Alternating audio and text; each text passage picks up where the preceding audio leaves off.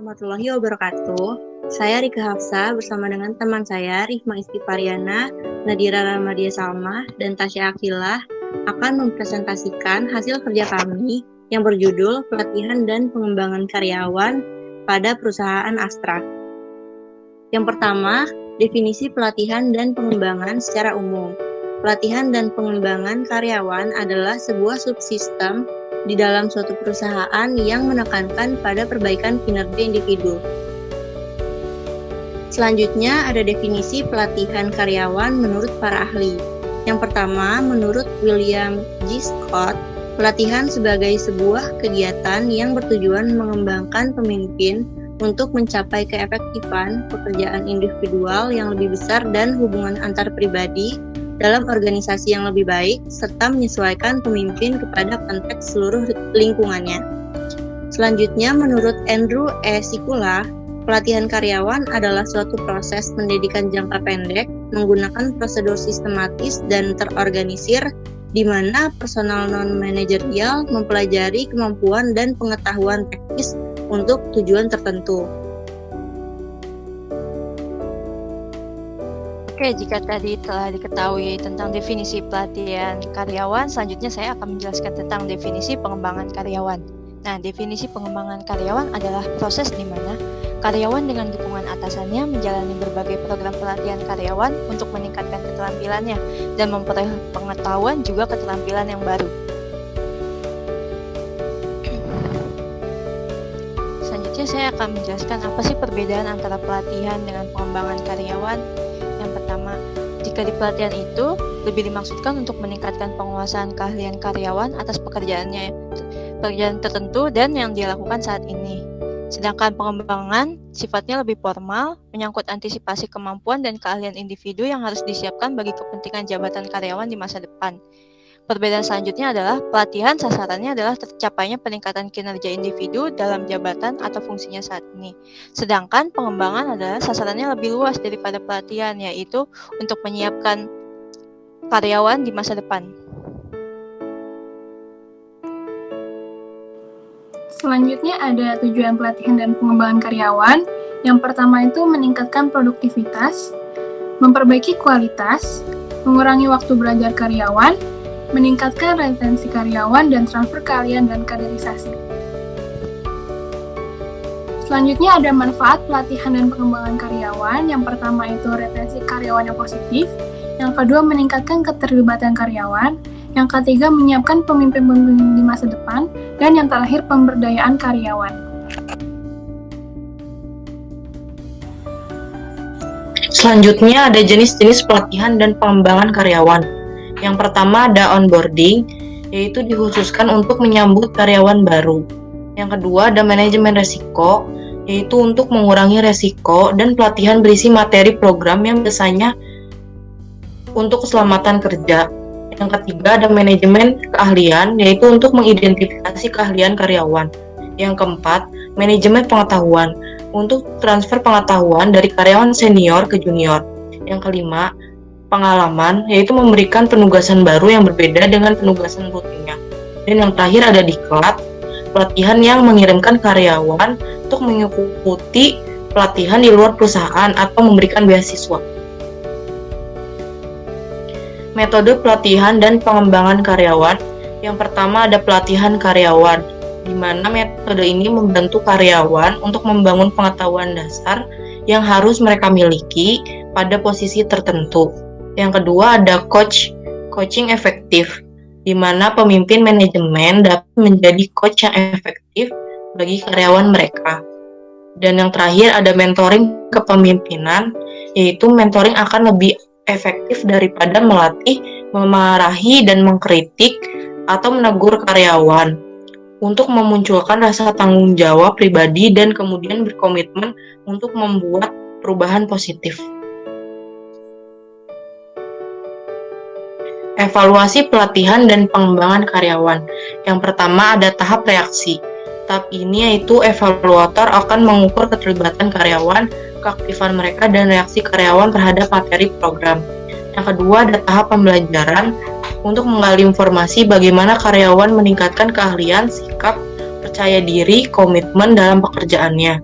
Yang ketiga ada tahap perilaku, yaitu evaluator melihat seberapa jauh karyawan mengaplikasikan program pelatihan yang mereka ikuti ke dalam pekerjaannya.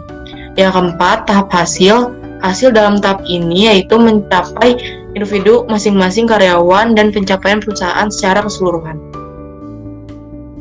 Selanjutnya, kita langsung untuk membahas mengenai strategi pengembangan pada perusahaan Astra.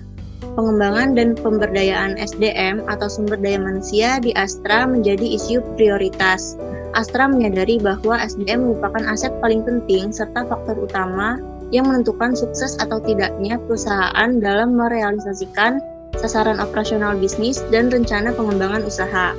Selain itu, sebaik apapun produk yang dibuat, tanpa dukungan SDM yang handal tidak akan menjadikan perusahaan kuat, kokoh, serta berumur panjang. Selanjutnya, Astra itu membentuk SDM yang unggul melalui 3 pola strategi, yakni yang pertama education, yaitu membekali pendidikan yang sistemik dan sistematik untuk meningkatkan kemampuan berinovasi, menguasai teknologi, dan meningkatkan produktivitas. Selanjutnya adalah enrichment, yaitu mengelola karyawan bertalenta melalui proses penugasan atau assignment dan rotasi dalam rangka mengasah potensi untuk memahami dan mendalami bidang-bidang bisnis yang berbeda. Yang terakhir yaitu empowerment, yaitu membangun kompetensi dan prestasi individu untuk menjamin ketersediaan pemimpin bisnis untuk masa depan.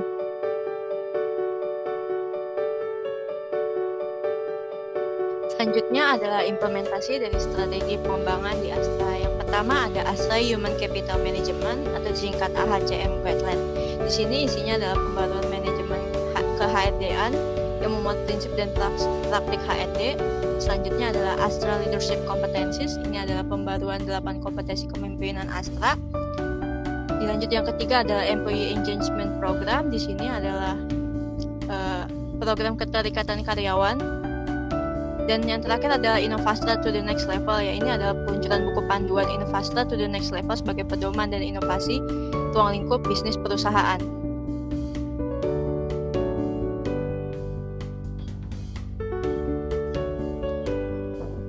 Selanjutnya adalah pengelolaan dan pengembangan SDM. Nah, di dalam pengelolaan dan pengembangan SDM Astra yang pertama adalah rekrutmen, yaitu proses rekrutmen Astra ditetapkan melalui sistem desentralisasi di mana masing-masing perusahaan Astra memiliki keleluasaan untuk memenuhi kebutuhan karyawan baik secara internal dari kalangan Astra maupun secara eksternal. Yang kedua adalah pelatihan dan pengembangan kompetensi, yaitu yang pertama Astra Leadership Development Programs oleh AMDI, yang kedua ada Integrated Talent Development atau ITD, yang ketiga ada Export Management and Development, yang keempat ada Industrial Relationship Development Program, dan yang terakhir adalah Industrial Relationship Update. Lalu tahap yang ketiga adalah program persiapan kepemimpinan. Hal ini dilakukan secara terstruktur dan komprehensif mulai dari proses pemetaan para talent dengan potensi pimpinan di lini organisasi. Setelah ini masih kelanjutan dari pengolahan dan pengembangan SDM, yaitu yang keempat ada manajemen kinerja, di mana sistem penilaian kinerja di Astra berlandaskan pada pencapaian Key Performance Indicators atau KPI yang telah disepakati para antar perusahaan dan karyawan di awal tahun. Selain mempertimbangkan sasaran target yang bersifat kuantitatif, penilaian kinerja juga memperhatikan aspek proses berdasarkan konsep Plan, Do, Check, Action atau PDCA. Yang kelima ada jenjang karir, di mana diikuti proses pengembangan terintegrasi mulai dari pelatihan, mentoring, sampai pada penugasan dan rotasi. Yang terakhir ada program keterlekatan karyawan. Astra mendorong karyawan untuk dapat bekerja dengan sepenuh hati dan menciptakan kondisi lingkungan kerja yang dapat memotivasi serta mengeluarkan kompetensi tertingginya untuk mendukung pencapaian sasaran kinerja baik dalam lingkup personal, tim, maupun perusahaan. Selanjutnya di sini ada program-program yang dibuat oleh PT Astra. Yang pertama ada Astra Leadership Development Program yang terdiri dari Astra Basic Management Program, Astra First Line Management Program, Astra Middle Management Program, Astra Senior Management Program, Astra General Management Program, Astra Executive Program, dan Astra Advantage Executive Program. Selanjutnya, program yang dibuat oleh PT Astra juga ada Integrated Talent Development atau ITD, yaitu pola pengembangan SDM yang terintegrasi bagi karyawan dan mengkombinasikan unsur pelantikan, coaching, dan job assignment. Selanjutnya ada Expert Management dan Development, di mana pengembangan SDM untuk para spesialis yang dikembangkan pada area-area tertentu. Selanjutnya, program yang dibuat oleh PT Astra juga ada Industrial Relation Development Program, di mana program ini itu mengembangkan SDM dalam hubungan industri yang kompetitif seperti ER Talent Development Program, ER Clinic, ER Strategy Engagement, dan ER Certification. Lalu yang terakhir, program yang didirikan oleh PT Astra ada Industrial Relation Update, di mana itu memberikan update kondisi ketenaga kerjaan saat ini seperti ER Executive, Forum, dan Branch. Yang terakhir, itu kesimpulan. Yang pertama, dalam usia 60 tahun, Astra International tumbuh semakin kokoh sebagai salah satu holding company terbaik di Indonesia. Yang kedua, produk dan layanan Astra mendapat apresiasi positif seperti menjadi market leader. Yang ketiga, keberhasilan Astra yaitu manifestasi dari semangat seluruh keluarga besar Astra dalam mencapai tujuan perusahaan yang dilandasi oleh visi, misi, filosofi, catur dharma. Dan yang terakhir, ada keberhasilan Astra karena mempunyai sistem manajemen pengelolaan sumber daya manusia yang berkelanjutan.